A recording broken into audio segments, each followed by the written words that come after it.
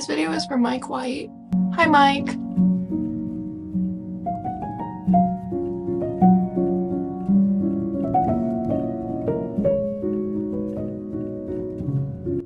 I have so much anger towards this season of White Lotus that just happened, that I just painfully sat through. I should have known. First sign of it being a horrible season was the intro being changed. No more Jennifer Coolidge. I felt like I was watching a bitch on Instagram crash out on her Instagram story every week. Suicide is not a topic that is easy to touch on. This fucking show, every single week, every single episode, there was a man contemplating his life. For no other reason other than he just went broke and he was gonna go to prison. I don't feel bad for you, man. You're a rich white man that was stupid with his money and is now no longer rich. And now I have to spend weeks upon weeks upon weeks thinking about you killing yourself, dude. Like, no, just either do it or fucking just think of another solution, because clearly you're not gonna do it. Like, dear God, it literally, like, it was eye-opening for me. I'm never gonna post on Instagram ever again, because I now understand why every single man that has ever tried to communicate with me has, like, ghosted me and gone away, because that's what it's like to talk to me. Holy fucking shit, shut up. Like, every week it's like, I'm gonna kill myself. Oop, but I didn't do it. Oop, I have a gun to my head. Bloop, but I didn't pull the trigger. Having it end with him not even doing it, like, you're such a blue ball. It got to the point where I wanted him to off himself, because I was like, dude, you're just like, stop. The dude let it spiral into not only was he planning to kill himself, he was planning to kill his wife, his son, his daughter. Oh, but not the one son. Let him go free. What do you think is gonna happen to him when he wakes up and finds the rest of his family dead? Like, you think he's gonna thrive in life? Thanks, Daddy, for sparing me. This show made me mad. Maybe the lesson of the show is, I don't even know what it is. I did not need to see this guy being suicidal every week. Every week. Every week. It was like the same episode every week. It was just, nothing happened. You thought, oh, maybe he'll tell someone he's gonna kill himself. No, he didn't. Oh, look, his son's talking to him now. Maybe he'll talk to his son. No. His wife? No. Doesn't tell anyone. If anything, it just further made me... Here's the thing, guys. I'm not too far from his mindset myself, so watching it have to happen and play out every single week, where he had no solution, and then I was left with no solution either. Like, me and bro were hand on hand. I was trying to watch this show for an escape from the sewersidle thoughts, and instead I just was met with more sewersidle thoughts. Yay!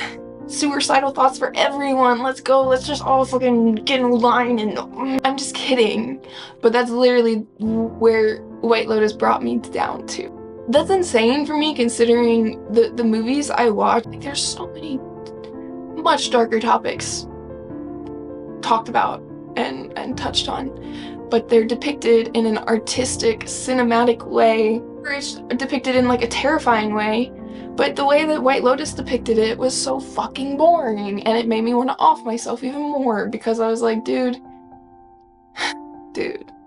It brought it down to how mundane suicide is. Like I said, it was literally just a bitch crashing out on her Instagram story every week, posting those memes, being like, I'm gonna die, I'm gonna kill myself. Maybe I'm glad I watched it, because it really did finalize my I'm done crashing out online mode. Thankfully, I erased all of my content from prior times, but I was a crash out queen online, especially on TikTok. Ew, I don't use that. Gross. But again, that is the one thing I'm grateful for White Lotus for, because it taught me that I'm not gonna be like this man, crashing out or making, like, teasing suicide every week, bro. No, like, and even though that's how it be, that's how I feel. I'm 100% there every day. But no one needs to know that, you know. It doesn't help to talk about it. I don't know. Mikey, like, why you did a really bad job. My take, if you will, I was pretty disturbed. And the incest was disturbing as well, because again, you just kind of like threw incest in there for no fucking reason. You did not need this man to jerk his brother out. Like, why? Like why? Like, the whole audience is saying, we get it, he wants to be like his brother. The way he described it too, like, oh, I was raised in family narcissist, that's why I jerked you off. Like, I don't know, maybe I just wanted to watch this. Like, White Lotus was one of those shows that was like a guilty pleasure show, where it was like, it's kind of bad, but it's so bad that it's good kind of vibe. At least the past 2 seasons have that vibe. Again, I knew it was gonna be that way because of no Jennifer Coolidge. It did make me mad because, as bad as it was, I did keep watching every week because I had the thought in my head that it would get better. It surely would get better. And when they first brought up the topic of the dad killing himself, I did like it because I was like, okay, yeah, that makes sense, like, he's in a bad place. The entire rest of the season was him just being suicidal and pretending not to be to everyone, and that part too was so it's very traumatizing to watch someone sit and pretend that they're not about to put a gun to their head. Like, the way he just talked to them, like everything was fine, everything was normal, la la la la, just keep it all in, don't tell anyone what you're about to do to yourself, la la la la, like, we are in a bad place, guys, we are not in a good place, okay? I just wish there was like a little trigger, and again, like, this is so like vanilla of me, consider, like, I promise you I'm not a little bitch about film and cinema, like, I'm really not. The constant of it, and the way that it was done so poorly, like, this dude's not actually gonna kill himself. And also too, he didn't talk to a single one of his family about, especially his one son that worked with him. Like, this dude's gonna be in the shit with you, dude.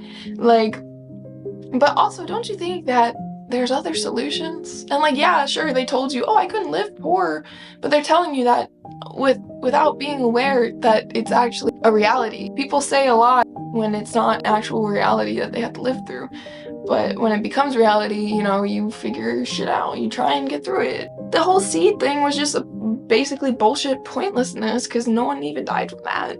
And they made you think the youngest son died, but he didn't. Fuck White Lotus season 3, man. That's all. Okay, thanks for watching. Thanks for listening to my rambles interviews. Also, the one friend group, the 3 girlies, that shit sucked, because I realized I was the girly that was like, I'm just happy to have a seat at the table. And don't be that girly, dude. Don't settle. Be your own person. Thanks for watching. Mike White, you're just, like, let me just tell you, Mike White, you're lucky I kept it together and didn't actually do anything after watching your show.